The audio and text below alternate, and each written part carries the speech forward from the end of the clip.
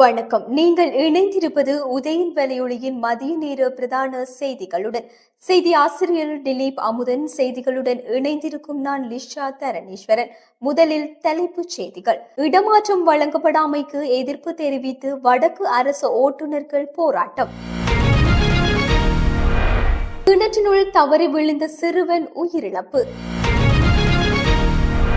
நாளைய பரீட்சை அட்டவணையில் எவ்வித மாற்றமும் இல்லை, வடமாகாண கல்வி பணிப்பாளர் தெரிவிப்பு. யாழ் வந்த ஐநாச பிரதிநிதி. பெரும்பாலான பாடசாலைகளுக்கு நாளை விடுமுறை வழங்க தீர்மானம். சீரற்ற வானிலையால் உயிரிழந்தவர்களின் எண்ணிக்கை மேலும் அதிகரிப்பு. பல்கலைக்கழக கல்விசாரா ஊழியர்களின் தொழிற்சங்க வேலை நிறுத்தத்தால் 150 மில்லியன் ரூபாய் இழப்பு. சமிக்ஞையில் ஏற்பட்ட கோளாறால் தாமதமான தொடருந்து சேவை. இடர் முகாமைத்துவ நிலையத்தில் விடுத்த முக்கிய அறிவிப்பு. நாட்டின் வெவ்வேறு இடங்களில் இடம்பெற்ற வாகன விபத்துகளில் 4 சாவு. தொடர்பென விரிவான செய்திகள். வடக்கு மாகாண அரசு ஓட்டுநர்கள் தமக்கான இடமாற்றம் வழங்கப்படாமைக்கு எதிர்ப்பு தெரிவித்து இன்று காலை முதல் வடக்கு மாகாண ஆளுநர் செயலகத்துக்கு முன்பாக போராட்டத்தை முன்னெடுத்து வருகின்றனர். வடமாகாணத்தில் கடந்த 5 ஆண்டுகளாக தடைப்பட்டிருந்த ஓட்டுநர்களின் இடமாற்றமானது கடந்த வருடம் மேலதிக தலைமை அமைச்சரின் செயலரினால் விண்ணப்பம் கோரப்பட்டு இடமாற்ற பட்டியலில் வெளியிடப்பட்டிருந்த போதும் ஆளுநரின் கோரிக்கைக்கு இணங்க இடமாற்றம் நிறுத்தப்பட்டதை அடுத்து ஏமாற்றம் அடைந்த அரசு ஓட்டுநர்கள் கடந்த பிப்ரவரி மாதம் போராட்டத்தில் ஈடுபட திட்டமிட்டிருந்ததை தொடர்ந்து கடந்த சனிக்கிழமை வரை இடைநிறுத்தப்பட்ட இடமாற்றத்தை நடைமுறைப்படுத்த எழுத்து மூலமான உறுதிமொழியை மேலதிக தலைமை அமைச்சரின் செயலர் வழங்கியிருந்தார். குறிப்பிட்ட திகதியில் இடமாற்றம் நடைமுறைப்படுத்தப்படாததால் வடக்கு மாகாண அரசு ஓட்டுநர்கள் சங்கத்தினர் போராட்டத்தை ஆரம்பித்து தொடர்ச்சியாக எதிர்வரும் 7ஆம் திகதி வரை தொழிற்சங்க போராட்டத்தில் ஈடுபட உள்ளதாக தெரிவித்துள்ளனர். வீட்டு கிணற்றில் தண்ணீர் அள்ள முயன்ற 6 வயது சிறுவன் கிணற்றினுள் தவறி விழுந்து உயிரிழந்துள்ளான். இச்சம்பவம் கடந்த சனிக்கிழமை சாவகச்சேரியில் இடம்பெற்றுள்ளது. சிறுவனின் பெற்றோர் பணி நிமித்தம் வெளியே சென்ற வேளை சிறுவன் கிணற்றில் தண்ணீர் அள்ள முயன்றுள்ளான். அப்போது கப்பி பொருத்தப்பட்டிருந்த கயிறு அறுந்ததால் சிறுவன் கிணற்றினுள் தவறி விழுந்து நீரில் மூழ்கி உயிரிழந்துள்ளான். இந்த சம்பவம் தொடர்பான விசாரணைகளை சாவகச்சேரி போலீசார் மேற்கொண்டு வருகின்றமை குறிப்பிடத்தக்கதாகும். தற்போது நிலவும் சீரற்ற காலநிலை காரணமாக நாடளாவிய ரீதியில் இன்று அனைத்து பாடசாலைகளுக்கும் விடுமுறை வழங்கப்பட்டுள்ளதுடன் நடைபெறவிருந்த தவணை பரீட்சைகளும் பிற்போடப்பட்டிருந்தன. இது தொடர்பாக வடமாகாண கல்வி பணிப்பாளர் தி ஜோன் குயின்ட்ரஸ் உதயன் டிஜிட்டலுக்கு கருத்து தெரிவித்ததாவது: பரீட்சை அட்டவணையில் எவ்வித மாற்றமும் இல்லை. நாளைய தினம் பரீட்சை அட்டவணையில் குறிப்பிடப்பட்டிருந்ததை போல் செவ்வாய்க்கிழமைக்கான பரீட்சை நடைபெறும் எனவும் பிற்போடப்பட்ட இன்றைய நாளுக்கான பரீட்சை தொடர்பான திகதி பின்னர் அறிவிக்கப்படும் எனவும் தெரிவித்திருந்தமை குறிப்பிடத்தக்கது.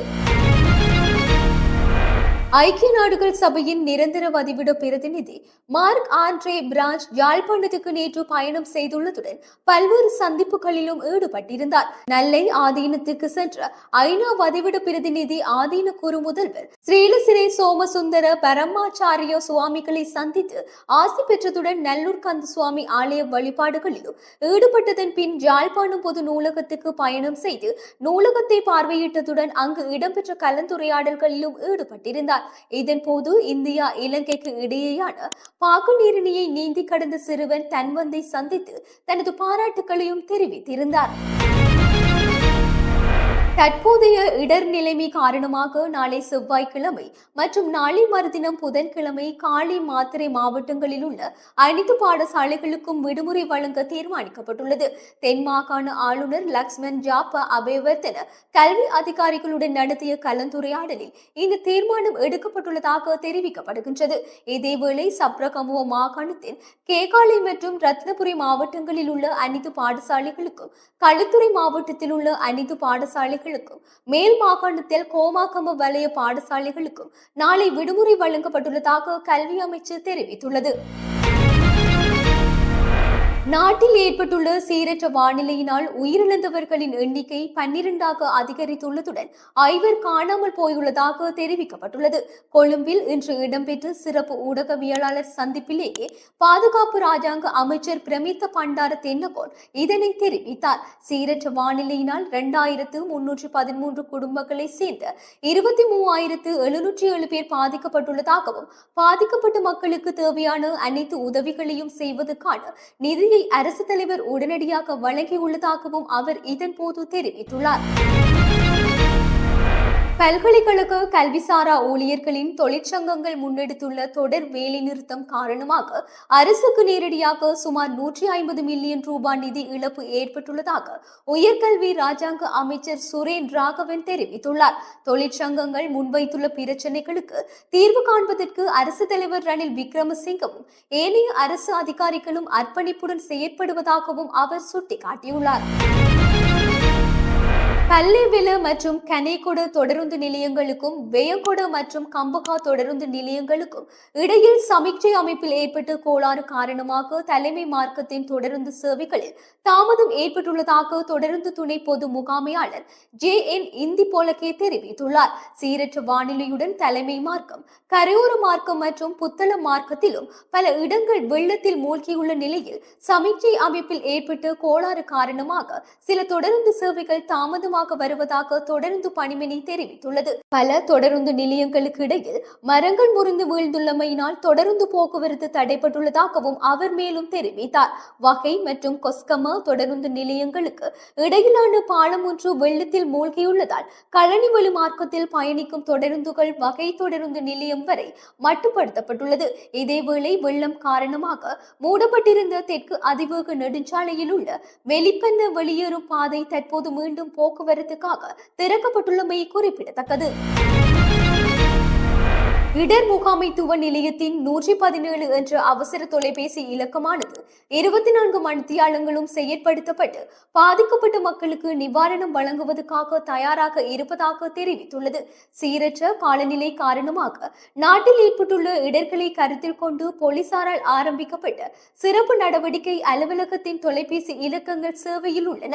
நேற்று மாலை முதல் போலீஸ் தலைமையகத்தில் 24 மணித்தியால சிறப்பு பிரிவு சேவையில் ஈடுபடுவதற்கு நடவடிக்கை எடுக்கப்பட்டது. இதன்படி 011-242-182-20 என்ற அவசர தொலைபேசி இலக்கத்தினூடாக சிறப்பு நடவடிக்கை அறைக்கு தொடர்பு கொள்ள முடியும் என போலீஸ் ஊடக பிரிவு தெரிவித்துள்ளதோடு 011-2439-212 மற்றும் 011-2013-36 அல்லது 011-2013-39 ஆகிய எண்களுக்கு அழைப்பதன் மூலமும் இடர்கள் தொடர்பான தகவல்களை வழங்க முடியும் என தெரிவிக்கப்பட்டுள்ளது. இச்சிறப்பு செயற்பாட்டு அறையானது போலீஸ் தலைமையகத்தின் பிரதி போலீஸ் அதிபரின் மேற்பார்வையின் கீழ் இயங்குவதுடன் அவசர கால நிலைமைகள் மற்றும் தேவையான ஒருங்கிணைப்பு நடவடிக்கைகளை மேற்கொள்ளும் என தெரிவிக்கப்பட்டுள்ளது. நாட்டின் வெவ்வேறு இடங்களில் நேற்று இடம்பெற்ற வாகன விபத்துகளில் 19 வயதுடைய இளைஞர் உள்ளிட்ட 4 பேர் உயிரிழந்துள்ளதாக போலீஸ் ஊடக பிரிவு தெரிவித்துள்ளது. நேற்று காலை மகாபாகே 20ஆம் கட்டை கிளை வீதியில் தப்பகினாவத்தை நோக்கி சென்ற முச்சக்கர வண்டி ஒன்று வீதியை விட்டு விலகி சுவரில் மோதி விபத்துக்குள்ளானதில் ஓட்டுநர் படுகாயமடைந்த நிலையில் ராகம மருத்துவமனையில் சேர்க்கப்பட்டதன் பின்னர் உயிரிழந்துள்ளார். உயிரிழந்தவர் 19 வயதுடைய ராகம மகுள் பொக்குன பிரதேசத்தை சேர்ந்தவர் ஆவார். இதேவேளை நேற்று மாலை கொட்டாவ அத்துருக்கிரிய வீதியில் மெண்டிஸ் வளைவுக்கு அருகில் அத்துருக்கிரியவில் இருந்து கொட்டாவ நோக்கி பயணித்த முச்சக்கர வண்டி ஒன்று எதிர் திசையில் வந்த காருடன் மோதி விபத்துக்குள்ளானது. இதன்போது காயமடைந்த முச்சக்கர வண்டியின் சாரதியும் அதில் பயணித்த மூவரும் காரின் சாரதியும் கோமாகம மருத்துவமனையில் அனுமதிக்கப்பட்டனர். எனினும் முச்சக்கர வண்டியில் பயணித்த இருவர் படுகாயமடைந்த நிலையில் உயிரிழந்தனர். உயிரிழந்தவர்கள் 42 மற்றும் 54 வயதுடைய கிக்கடுவ மற்றும் ஹப்புத்தளை பிரதேசத்தை சேர்ந்தவர்கள் ஆவார். மேலும் கொழும்பு கண்டி வீதியில் நெட்டம்புவ முருதாவெல சந்திக்கு அருகில் கொழும்பில் இருந்து கண்டி நோக்கி பயணித்த மோட்டார் சைக்கிள் ஒன்று நேற்று இரவு பாதசாரிகள் மீது மோதியுள்ளது. இதன்போது காயமடைந்த பாதசாரி வத்துப்பிட்டிவல மருத்துவமனையில் அனுமதிக்கப்பட்ட நிலையில் உயிரிழந்துள்ளார். உயிரிழந்தவர் 43 வயதுடைய பஸ்யாள பிரதேசத்தை சேர்ந்த ஒருவர் ஆவார். இத்துடன் மதிய நேர பிரதான செய்திகள் நிறைவடைகின்றன. தொடர்ந்தும் இரவு நேர பிரதான செய்திகளுடன் இணைந்திருங்கள். வணக்கம்.